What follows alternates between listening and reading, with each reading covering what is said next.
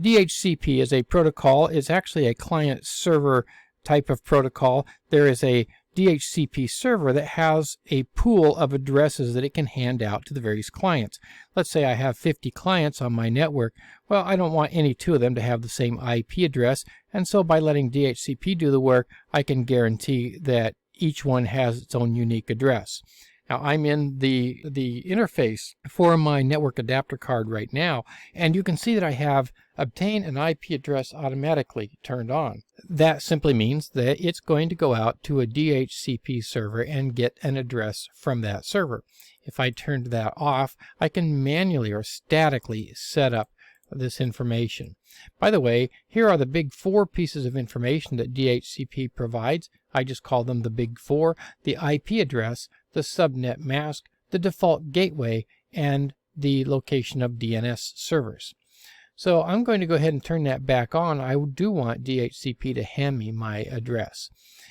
I'm also going to turn on obtain DNS server address automatically, and that way DHCP will hand out the DNS server addresses as well. Now, this isn't quite all that it can give me.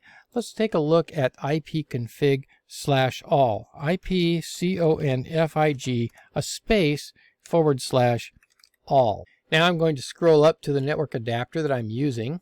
That is my Ethernet 2 adapter. I have two network adapters in my computer right now, and I'm using number 2. Here's the information that it's giving that adapter. Notice it gives unique information for each network adapter that I have. First of all, the physical address has nothing to do with DHCP. That is built into my computer. It's just reporting what that address is. You can see that I have DHCP enabled and auto configure on. DHCP enabled means that I do have the DHCP service running on my computer. And we could look at that with services. And if we go down to the D's, we should see the DHCP client is turned on and running. We also have auto configuration enabled.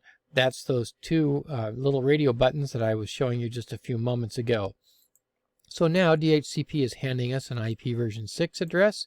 Here's the date and time that it gave it to me, and then when it expires and I have to go back out and ask for it again.